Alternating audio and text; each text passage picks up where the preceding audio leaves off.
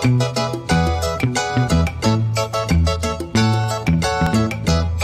makalah Pak Wahyu itu ada Ian G. Barber. Ya, dia mencoba memetakan ada 4 pandangan dalam integrasi itu, ada konflik, ada independensi, ada dialog, dan ada integrasi. Nah, yang dikembangkan dari konsep Ian Barber ini adalah yang integrasinya, ya, tidak membicarakan tentang konflik, independensi, dan dialog, tapi adalah pada integrasinya. Nah, konsep integrasi inilah yang kemudian nanti dikembangkan oleh Amin Abdullah dalam berbagai tulisannya yang bersumber dari pandangan Ian Barber itu. Nah, integrasi ilmu itu tidak berarti dipahami pencampur adurkan eklektik begitu saja antara Islam klasik dengan kawan Barat, tetapi lebih sebagai sebuah reorientasi sistematis atau restrukturisasi seluruh bidang pengetahuan kemanusiaan dengan kategori-kategori khusus. Makanya nanti masing-masing perguruan tinggi beda di dalam menginterpretasikan tentang integrasi itu sendiri. Nah, kita lihat umpamanya integrasi ilmu di UIN, ya. Saya tadi nyari buku yang sudah dibuat ini oleh Kemenag, ya. Ada satu buku, ternyata saya lihat di sini ada buku pedoman implementasi integrasi ilmu di perguruan tinggi keagamaan Islam. Jadi kalau pertanyaan Bu Rianti bagaimana implementasinya, ini sudah ada pedoman secara spesifik, ya, kaitannya dengan bagaimana pengintegrasian itu, karena di Kementerian Agama itu paling tidak sekarang sudah ada 17 UIN, ya, sudah ada 17 UIN. Nah, sehingga dengan keberadaan 17 UIN nanti ditambah lagi kalau ya yang Purwokerto menjadi UIN dengan 6 lagi, berarti paling tidak sudah ada 23 UIN di Indonesia. Nah, kalau sudah ada 23 UIN di Indonesia, kalau belum terbangun bangunan integrasinya, ini kan menjadi problem.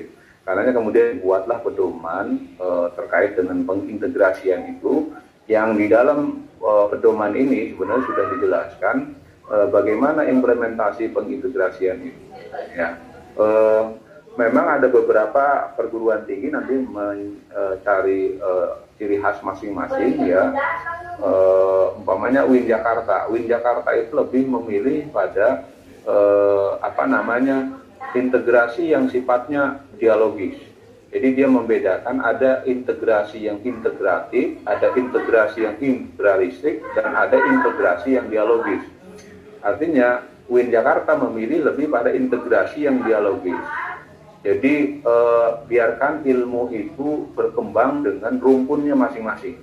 Ini sudah diakomodir dalam Undang-Undang Nomor 12 Tahun 2012 tentang Pendidikan Tinggi, di mana nanti di dalam salah satu pasalnya itu sudah dijelaskan ada rumpun ilmu agama, ada rumpun ilmu sosial, ada rumpun ilmu alam, ada rumpun ilmu humaniora. Artinya ilmu agama itu diakui sebagai satu keilmuan sendiri. Nah, karena ilmu agama diakui sebagai satu keilmuan sendiri, maka dia punya metodologi sendiri. Begitu juga nanti ilmu sosial punya metodologi sendiri, ilmu alam punya metodologi sendiri. Nah, UIN Jakarta mengambil bagaimana masing-masing metodologi ini berdialog antara satu dengan yang lainnya, kan gitu. Ya, jadi tidak mencampur baurkan, ya, menjadi sulit begitu, ya. Jadi sulit. Jadi biarkan ilmu umpamanya biologi dengan cara kerja biologi, nah kemudian ilmu agama dengan cara ilmu agama. Nah, bagaimana saling berdialog? Nah, saling berdialog bisa jadi nanti di dalam ilmu biologi diambil nilai-nilai keislaman itu untuk diterapkan dalam keilmuan biologi. Nah, begitu juga nanti biologi akan mengambil agama perannya dalam rangka mengontrol perkembangan ilmu biologi. Nah, itu saling begitu, itu yang diambil oleh model UIN Jakarta.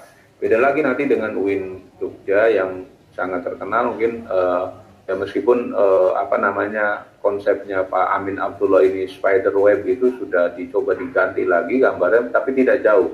Ada integrasi interkoneksi, ya. Integrasi interkoneksi artinya ilmu agama itu nggak mungkin akan lepas dari ilmu sosial, ilmu alam, ilmu humaniora. Bagaimana itu saling terkoneksi, ya, saling terkoneksi sehingga saling berhubung. Nah, artinya di sini nanti akan melahirkan berbagai kajian interdisipliner, multidisipliner, dan seterusnya. Itu sangat memungkinkan dalam sebuah kajian ilmu. Ini yang dikembangkan oleh UIN Jogja. Ya, meskipun sering dikritik kan kalau Spider-Man itu kan, ya, kalau sarang laba-laba itu kan pasti akan mudah rapuh gitu. Kalau dipegang saja kan pasti runtuh kan gitu. jangan sampai interkoneksinya itu lumpuh gitu ya. Artinya sangat rapuh gitu interkoneksinya.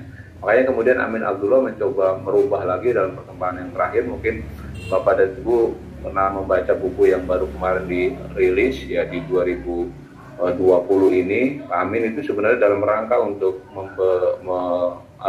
merespon beberapa kritikan terkait dengan bangunan spider web itu yang mungkin terlalu rapuh gitu ya. Tetapi intinya masih tetap sama di integrasi interkoneksi.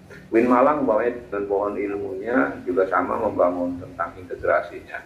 Nah intinya masing-masing kampus ya ada nanti Win Semarang dengan Prismanya, kemudian Bandung dengan roda memandu Wahyu, atau Wahyu memandu roda gitu ya. Terus kemudian ada Twin Core-nya Win Surabaya dan seterusnya. Nanti masing-masing punya karakteristik. Yang jelas bahwa dari integrasi itu yang implementasi yang sangat penting, ada dua hal pokok yang ingin dikembangkan dalam integrasi, meskipun tadi secara konsepsional masing-masing Win berbeda. Nah ada dua hal yang pokok.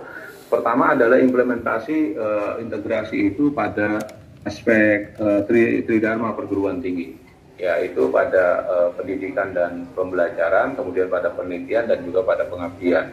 Nah di bidang pendidikan dan pembelajaran tidak, ya nanti di UIN itu jangan sampai kemudian umpamanya belajar kedokteran, belajar fisika itu tidak sama sekali dia memiliki dasar-dasar pengetahuan yang terkait dengan agama.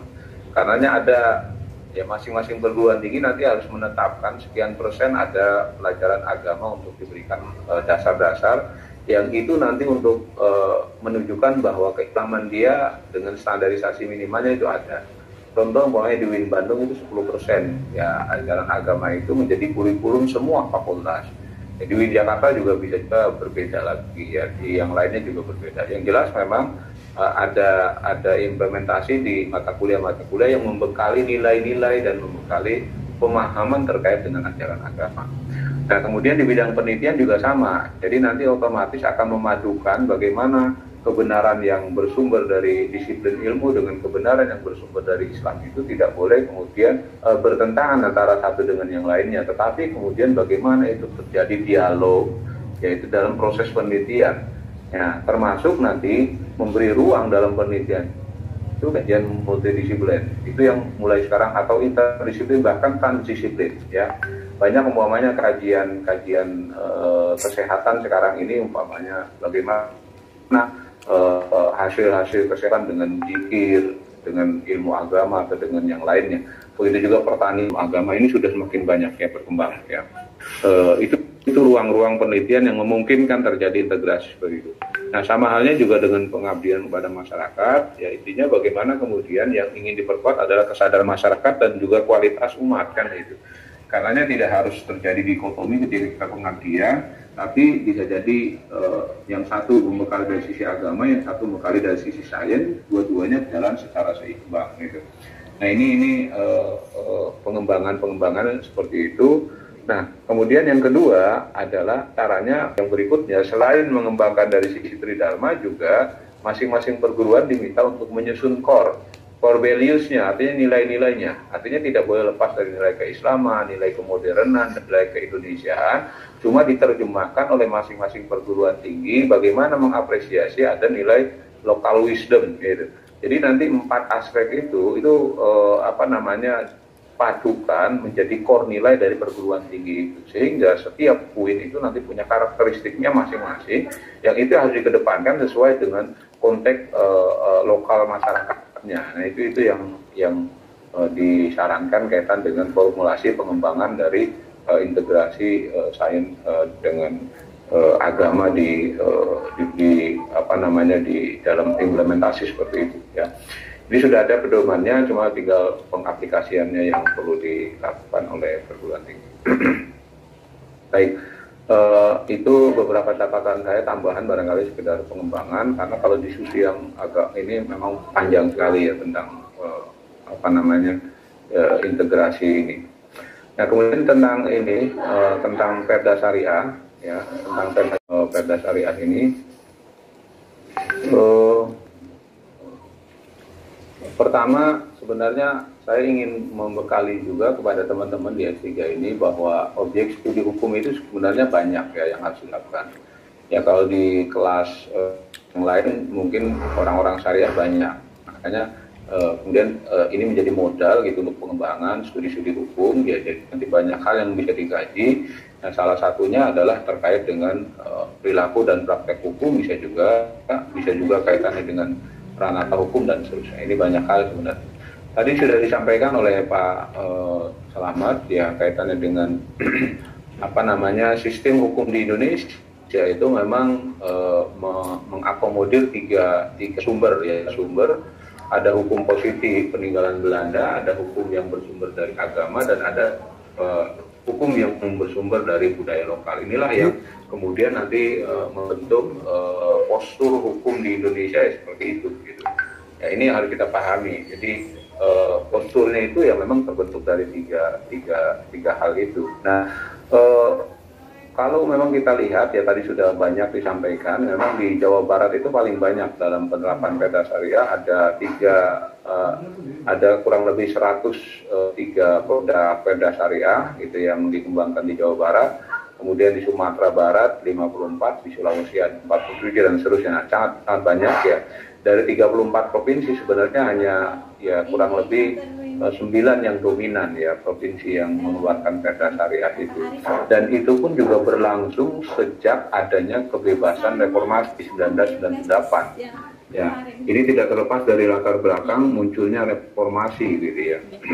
Jadi di era 1998 itu ada kebebasan di mana organisasi dan juga menyalurkan aspirasi itu diberikan kebebasan pada era Habibie 1999. Maka banyak organisasi-organisasi yang tadinya di bawah tanah ya semacam apa namanya HTI ya, kemudian Jamaah Tarbiyah ya, kemudian juga yang masih ada dulu ada NI dan seterusnya itu di bawah tanah bergeraknya.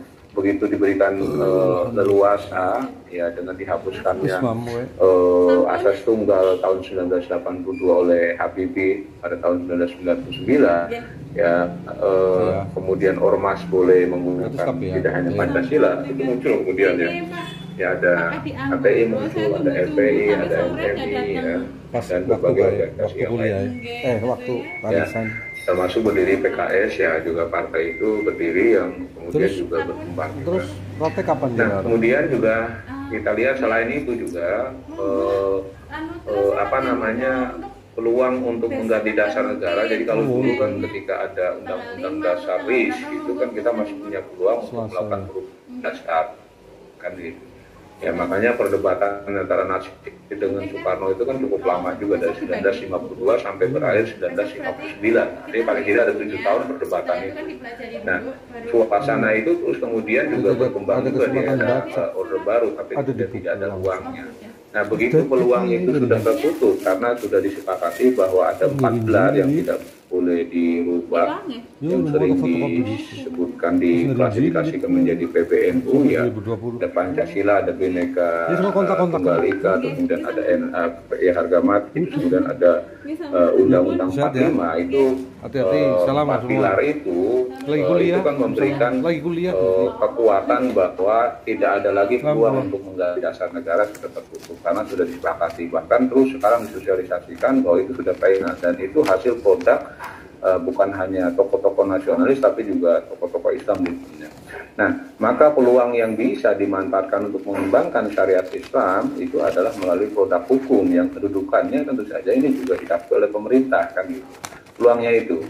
Nah, selain tentu saja ada alasan-alasan lain, bisa jadi secara teologis semangat umat Islam untuk menerapkan ajaran Islam yang terbaiknya pasti saya yakin semua punya keinginan untuk itu kan gitu.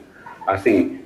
Karena apa? Karena ya apa namanya ya bagaimana iman dan takwanya itu bisa meningkat. Nah, salah satu upaya yang bisa efektif itu adalah dengan melalui institusi lembaga. Itu jauh lebih efektif dibandingkan dengan gerakan-gerakan yang kultural gitu. Gerakan-gerakan budaya sudah cukup kuat dari era 19 ketika sudah dinyatakan oleh Cuk Nurholis Masjid Partai Islam No, Islam Yes, itu kan terjadi perubahan strategi perjuangan yang tadinya struktural berubah menjadi kultural gitu. Nah, kultural sudah dilakukan dan oke, sudah berhasil, tapi kemudian efektivitasnya nampaknya masih ada beberapa sisi yang belum. Makanya perjuangan umat Islam kemudian dilakukanlah dengan cara institusi. Institusi itulah yang paling memungkinkan untuk dilakukan adalah melalui Perda. Nah, apalagi kemudian diperkuat di dalam Undang-Undang RI nomor 2 yang juga sudah disampaikan oleh Pak Slamet tentang pembentukan peraturan perundang-undangan. Di dalam peraturan itu nanti ada pasal 7 yang paling penting bahwa selain ada undang-undang dasar dan seterusnya, ada peraturan daerah, provinsi, dan kabupaten yang diakui bagian dari hierarki perundangan yang ada di Indonesia. Nah, makanya peluang F dan G inilah dimanfaatkan oleh wakil-wakil umat Islam ya untuk menyuarakan perda syariah di tingkat provinsi maupun juga perda syariah di tingkat kabupaten gitu. Nah, jadi pasal 7 ini menyatakan ayat 2-nya kekuatan hukum peraturan perundangan sesuai dengan hierarki sebagaimana dimaksud. Artinya ada undang-undang yang memendek ini. Nah, gitu. Inilah kemudian peluang ini yang kemudian dimanfaatkan oleh umat Islam untuk memaksimalkan peran umat Islam secara institusional kan begitu. Ya, secara institusional. Karenanya kemudian bergeraklah mereka untuk menerbitkan perda-perda syariah.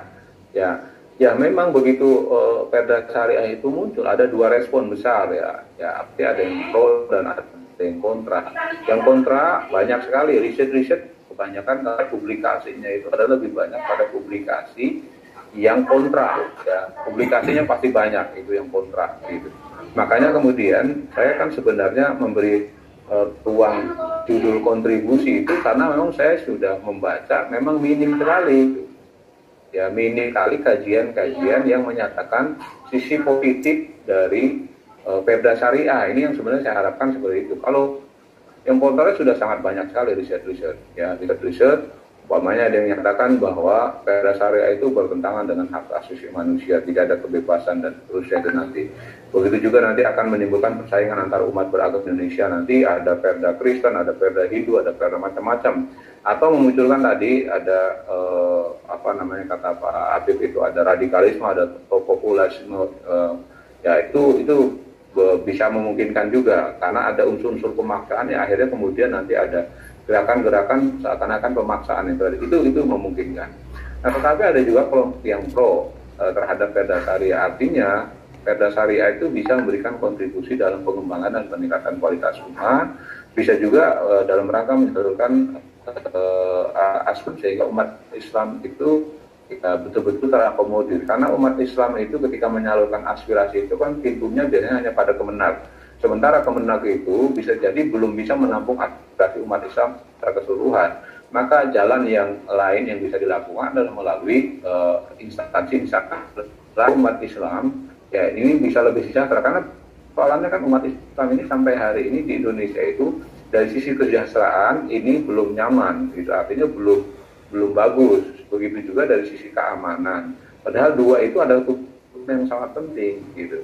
Ketika kita melihat surah Lilafi Quraisy itu kan, umpamanya salah satu yang dituntut itu kan adalah keamanan, kemudian ada kesejahteraan, kemudian adalah keadilan. Nah, tiga aspek ini yang sangat pokok itu, kalau kita lihat gejala di Indonesia itu nampaknya belum berkurang. Makanya bagaimana aspirasi umat Islam itu supaya tersalurkan. Nah, kalau hanya pintunya melalui Kementerian Agama, itu bisa jadi hanya sangat terbatas. Nah, maka ada ruang yang lainnya yang terbuka, diberikan, nah kemudian direspon. Nah, beberapa produk kalau diklasifikasikan, ya kontribusi yang sudah ada itu adalah, pertama lebih banyak bicara tentang dekadensi moral. Nah, ini yang kemudian belum banyak ditata oleh pemerintah terkait dengan ini, ya, tentang dekadensi moral ini. Ya, baik mengatur tentang pakaian muslim, pencegahan miras, jam malam bagi perempuan, ataupun juga aturan-aturan lain yang